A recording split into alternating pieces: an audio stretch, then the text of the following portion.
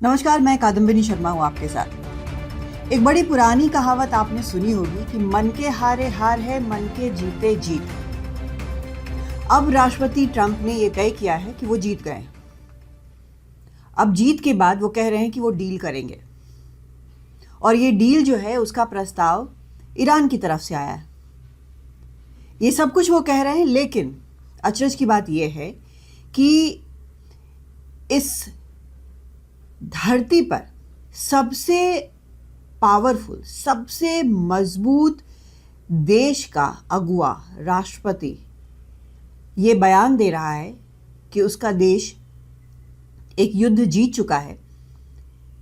लेकिन दुनिया भर में चर्चा इस बात पर हो रही है कि क्या ट्रंप का ये दावा सही है, या वो मार्केट मैनिपुलेशन के लिए ऐसा कर रहे हैं, या क्योंकि वो जीत का अपना दावा करना चाहते हैं, जीता हुआ खुद को दिखाना चाहते हैं, इसलिए ऐसा कह रहे हैं, या फिर कोई बहाना उनको मिल गया है आखिरकार और इस युद्ध से वो निकलना चाहते हैं, इसलिए ऐसा कह रहे हैं। पहली बार शायद ऐसा हो रहा होगा अमेरिका के इतिहास में भी कि वहां के राष्ट्रपति के बयान पर यह चर्चा हो रही है कि वो सही बोल रहे हैं, गलत बोल रहे हैं, सच बोल रहे हैं, झूठ बोल रहे हैं। बहरहाल जो मीडिया में खबरें चल रही हैं कई जगह पर अमेरिका में, वो ये कि अमेरिका ने एक 15 सूत्री प्रस्ताव ईरान को दिया है, और उसका कहना है कि इन प्रस्तावों को ईरान मान ले और एक सीज फायर हो जाए। कई अहम पॉइंट्स हैं, उनमें से कुछ आपको बताती हूँ जो मीडिया रिपोर्ट्स के हवाले से मैं बता रही हूँ। वो ये कि इसमें ये कहा गया है कि कोई भी परमाणु हथियार ईरान नहीं बनाएगा। दूसरी बात जो कही गई है वो ये कि मिसाइल प्रोग्राम जो है ईरान का, उसे 5 साल के लिए रोकना होगा। अब जो मिसाइल का प्रदर्शन इस युद्ध में ईरान ने किया है, उसके बाद ये साफ है कि काफ़ी एडवांस्ड हो चुका है उसका मिसाइल प्रोग्राम, और ये ट्रंप रोकना चाहते हैं कि 5 साल तक कोई मिसाइल प्रोग्राम नहीं होगा। जो एनरिच्ड यूरेनियम की बात अमेरिका करता रहा है कि 60% तक यूरेनियम ऐसा बना दिया गया है कि अगला स्टेप बस उसको परमाणु हथियार बनाना है, तो इस यूरेनियम का एनरिचमेंट पॉइंट 1 रोकना होगा। पॉइंट 2 इसका क्या करना है, कैसे करना है, ये अमेरिका के साथ डिस्कशन होगा और उसके बाद उस पर कार्रवाई होगी। एक और अहम पॉइंट जो पिछले कई महीनों से नहीं हुआ है, IAEA जो कि न्यूक्लियर वॉचडॉग है, नज़र रखता है दुनिया भर में न्यूक्लियर प्रोग्राम्स पर, उसको बिना किसी रोक टोक के ये मौका मिले कि वो ईरान के जो न्यूक्लियर ठिकाने हैं उनका वो इंस्पेक्शन कर सके। और एक और पॉइंट जो कि एक स्टिकिंग पॉइंट हो सकता है, कि प्रॉब्लमेटिक सिचुएशन हो सकता है, वो ये कि ईरान क्षेत्र में किसी भी प्रॉक्सी को, यानी हिजबुल्ला हो, हुती हो या फिर हमास हो, उनको प्रॉप अप नहीं करेगा, उनको फंडिंग नहीं करेगा, उनका किसी प्रकार से उनकी मदद नहीं करेगा। तो ये कुछ मुख्य पॉइंट्स हैं जो कि 15 पॉइंट्स के फहरिस्त में माने जा रहे हैं, और इस पर ट्रंप कह चुके हैं कि परमाणु वाला जो मामला है, हथियार वाला, उस पर ईरान तैयार हो गया। ये उनका दावा है। उन्होंने ये भी दावा किया कि ईरान ने उनको कोई सरप्राइज गिफ्ट भेजा है जो कि तेल और गैस से जुड़ा हुआ है, हॉर्मुज़ स्ट्रेट से जुड़ा हुआ है, और इसके कारण उनको लगता है कि अब मामला सीरियस है डील करने के लिए। उन्होंने ये भी कहा है कि क्योंकि अमेरिका ने पहले और दूसरे जो स्तर के नेता थे उनको मार डाला है, और अब तीसरे स्तर वाले जो नेता आए हैं वो बात करना चाहते हैं और बात को लेकर सीरियस हैं। भरोसा नहीं है तो भी वो उनसे बात कर रहे हैं क्योंकि वो डील करने को तैयार हैं। तो ईरान इसमें कहाँ ठहरता है? ईरान क्या कह रहा है? ईरान की तरफ से कई बयान ऐसे आए हैं जहां ये साफ कहा गया है कि ईरान ने अपनी तरफ से ये नहीं कहा कि एक युद्ध विराम होना चाहिए, उसने ये नहीं कहा कि डील होनी चाहिए, लेकिन कुछ सूत्र ये भी बता रहे हैं कि पर्दे के पीछे बातचीत को लेकर बात हो रही है कि बात आगे कैसे चले, क्या युद्ध विराम हो, किन शर्तों पर युद्ध विराम की बातचीत शुरू हो। इसके बारे में ईरान के राष्ट्रपति मसूद पेजेश्कियां पहले भी कह चुके हैं कि ईरान की मुख्य शर्तें क्या हो सकती हैं। उसमें कुछ और भी शर्तें अब जुड़ गई हैं हालात को देखते हुए। तो मुख्य तौर पे ईरान की शर्तें क्या हैं? ईरान की शर्त है कि सबसे पहले तो उसके ऊपर हमले रुके, ये गारंटी हो कि उसके ऊपर अब आगे इस तरह से हमले नहीं किए जाएंगे। दूसरा एक बड़ा फैक्टर जो वो कई वर्षों से कह रहा है वो ये कि उसके ऊपर लगे, कई दशकों से लगे जो अमेरिकी सैंक्शंस हैं वो हटाए जाएं। इन प्रतिबंधों के कारण आर्थिक रूप से ईरान जो है वो काफ़ी परेशान हो चुका है, उसके हालात ख़राब हो चुके हैं और ईरान बार बार ये कह रहा है कि उसके ऊपर से प्रतिबंध हटने चाहिए। जब उसने पिछली बार न्यूक्लियर डील किया था तो वो भी इस उम्मीद के साथ किया था कि ये प्रतिबंध जो है उसके ऊपर से धीरे धीरे हटेंगे और उस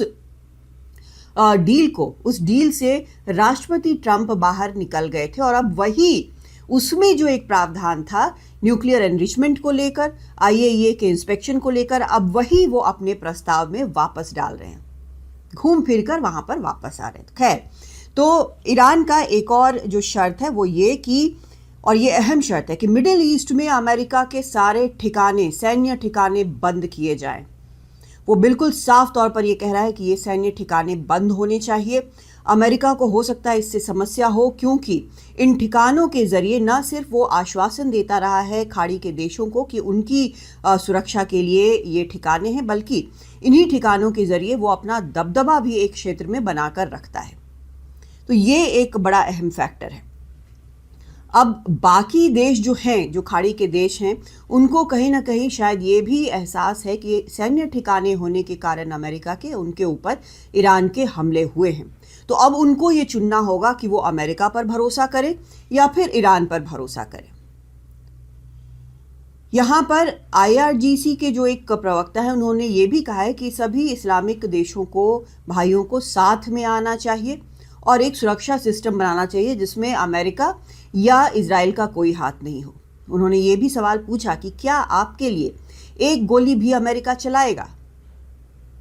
तो तय करना अब खाड़ी देशों के हाथ में है कि क्या वो अभी भी इस बात के लिए तैयार हैं कि वो अमेरिकी सैन्य बेसिस को अपने यहाँ रहने देंगे, और सबसे बड़ी बात, भरोसा वो किस पर करने को तैयार होंगे। जिस हद तक खाड़ी देश भी आपस में बटे दिखे हैं पिछले कुछ वक्त में, उसमें ये फैसला शायद उनके लिए भी मुश्किल हो। एक और बड़ी चीज़ जो अब निकल कर सामने आई है वो ये कि जो स्ट्रेट ऑफ हॉर्मूज है वहाँ से निकलने वाले जहाज़ों के लिए एक नई व्यवस्था हो, वो ईरान को टोल दें वहाँ से निकलने के लिए। ये ईरान का कहना है, शर्तों में ये कहा जा रहा है।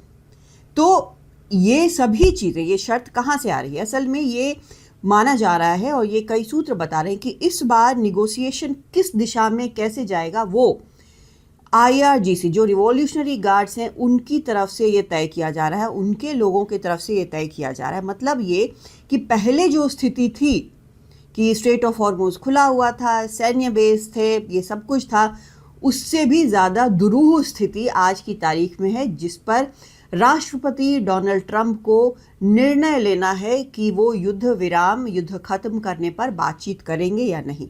निश्चित तौर पर अगर इन शर्तों पर अमेरिका तैयार होता है तो पहले से भी ज़्यादा मुश्किल हालात कम से कम उसके लिए ज़रूर नज़र आएंगे। वैसे जो मध्यस्थता हो रही है वो कुछ और देशों के ज़रिए हो रही है, ऐसी खबरें हैं। ओमान है, तुर्की है और पाकिस्तान अपने आप को एक बड़े प्लेयर के तौर पर यहाँ स्थापित करने की कोशिश कर रहा है। आपने देखा होगा कि किस तरह से लगातार उनके यहाँ से इस तरह की बातें आ रही हैं कि हम होस्ट करने को तैयार हैं दोनों तरफ के प्रतिनिधियों को, चाहे वो ईरान हो या फिर अमेरिका हो, दोनों यहाँ इस्लामाबाद में आकर बात कर सकते हैं।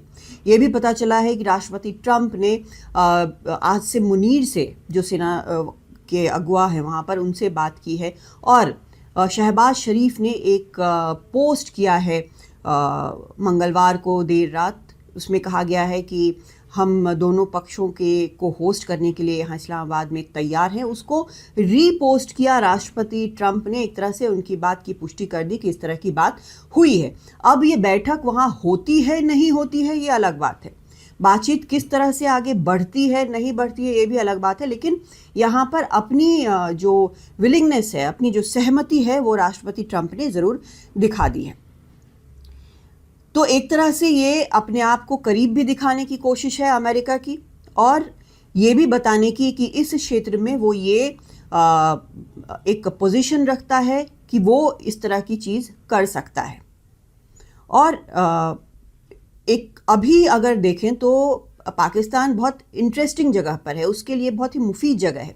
वो ईरान को भी सांत्वना दे रहा है, वो सऊदी अरब से भी डील कर चुका है, वो अमेरिका को भी बता रहा है कि हम आपको होस्ट कर सकते हैं। चीन से उसके बड़े अच्छे रिश्ते हैं, रूस से भी उसके रिश्ते काफ़ी अच्छे हैं। तो एक तरह से एक जिसको कहते हैं कि वो बढ़िया स्वीट स्पॉट पर वो मौजूद है इस वक्त अभी के हालात में। तो ये सब कुछ चल रहा है, लेकिन इसके बैकग्राउंड में क्या हो रहा है? बैकग्राउंड की स्थिति ये है कि अमेरिका और मरीन जो है वो मिडिल ईस्ट भेज रहा है। 2000 मरीन भेजने की बात वहाँ की मीडिया कर रही है, 1000 और रिजर्व में है, वहाँ पर भेजे जा सकते हैं। तो सबसे बड़ा जमावड़ा मिडिल ईस्ट में इस वक्त अमेरिका का लगातार बना हुआ है। और इसके बैकड्रॉप में यहाँ पर वॉशिंगटन में राष्ट्रपति ट्रंप ये कह रहे हैं कि ईरान जो है वो डील करने को तैयार है और परमाणु हथियार नहीं बनाएगा। ये बात वो हमसे कह चुका है। लेकिन जो सेक्रेटरी ऑफ वॉर हैं पीट हेगसेथ, वो क्या कह रहे हैं? वो कह रहे हैं कि हम बमों के जरिए निगोसिएशन करते हैं। तो एक तरफ तो धमकी है, दूसरी तरफ हाथ भी बढ़ा रहे हैं। ये कुल मिलाकर एक स्थिति जो है वो ये बताने की कोशिश कर रहे हैं कि हम एक मजबूत स्थिति में हैं। डोनाल्ड ट्रंप बार बार ये कह रहे हैं कि हम बहुत मजबूत स्थिति में हैं, हम युद्ध जीत चुके हैं, हमने नेवी, एयरफोर्स सब कुछ बर्बाद कर दिया है ईरान का। और यहाँ पर जो खबरें चल रही हैं वो फेक न्यूज़ है। उससे लगता है कि बराबरी की टक्कर है, लेकिन ऐसा है नहीं। हम तो युद्ध जीत चुके हैं, लेकिन अभी भी लगातार मिसाइलों के एक के बाद एक वेव जो हैं वो ईरान इजराइल की तरफ दाग रहा है। तो ये एक स्थिति वहाँ पर बनी हुई। हालांकि ये भी कुछ क्वार्टर से खबर आ रही है कि सऊदी ने और यूएई ने ये तय किया है कि अगर इस तरह से चला तो वो रिटेलिएट भी करेंगे, वो जवाबी कार्रवाई भी कर सकते हैं। कुवैत की तरफ से देखा गया है कि वहाँ पर से अमेरिकी सेना ने मिसाइल दागे हैं ईरान की तरफ। तो ये सभी चीज़ें भी हो रही हैं और सऊदी पर और यूएई पर बताया जा रहा है कि ईरान अब कोई भी ड्रोन वगैरह नहीं चलाएगा या कम करने की कोशिश करेगा। और जब ये सब बाकी दुनिया में हो रहा है, राष्ट्रपति ट्रंप ने प्रधानमंत्री मोदी को फ़ोन मिलाया। कहीं ना कहीं एक डैमेज कंट्रोल जैसा लगता है, क्योंकि बाकी सब जगह से वो बात कर चुके हैं, पाकिस्तान से बात कर चुके हैं, लेकिन भारत जैसा एक बहुत अहम सहयोगी, उसको उन्होंने अभी तक एक पेज पर अपने साथ लाना ज़रूरी नहीं समझा। और अब ये कोशिश लगती है कि ये दिखाने की कोशिश है कि भारत और अमेरिका इस पूरी कार्रवाई में एक पेज पर हैं। प्रधानमंत्री मोदी ने पोस्ट कर बताया कि राष्ट्रपति ट्रंप ने कॉल किया था, बात हुई है, स्ट्रेट ऑफ हॉर्मुज के बारे में बात हुई है, पश्चिम एशिया के बारे में बात हुई। लेकिन एक बड़ा फैक्टर यह है कि भारत अपने बलबूते पर यहाँ पर चाहे एलपीजी सप्लाई हो या गैस सप्लाई हो, उसको मैनेज कर रहा है। कठिनाई हो रही है लेकिन मैनेज कर रहा है। और ईरान से 1-to-1 बात करके ही ये मैनेज हो पा रहा है। जो 4 जहाज स्ट्रेट ऑफ हॉर्मुज से निकले हैं वो ईरान से सीधे तौर पर बातचीत करने के बाद निकले, इसमें किसी तीसरे देश का कोई हाथ नहीं है। तो ये एक समझने वाली बात है। लेकिन जब ये सब हो रहा है तो एक खबर जो अमेरिकी मीडिया में ज़बरदस्त चल रही है वो ये कि करीब राष्ट्रपति ट्रंप ने जो पोस्ट किया था कि डील हो सकती है, 5 दिन के लिए वो एनर्जी इंस्टॉलेशंस पर हमले रोक रहे हैं, इसके कुछ मिनट पहले वहाँ के मार्केट में बहुत उतार चढ़ाव हुआ और करीब 580 मिलियन या बिलियन डॉलर का यहाँ पे जो बात हुई उसमें किसी ने ये पैसे बनाए। तो ये पैसे जो हैं वो आखिर कैसे बने? ये एक न्यूज़ एजेंसी की रिपोर्ट है कि इतने पैसे बनाए गए हैं। और ये अब वहाँ पर सवाल पूछा जा रहा है कि क्या किसी को ये अंदाज़ा था, क्या किसी को ये खबर थी कि राष्ट्रपति ट्रंप जो हैं ऐसा कोई पोस्ट करने वाले हैं या ऐसे हालात होने वाले हैं जहाँ इस दिशा में ये पूरी बातचीत जाएगी? इस पर चर्चा बहुत है और इसमें खोजबीन की भी कोशिश हो रही है कि आखिर फ़ायदा किसको हुआ। नमस्कार।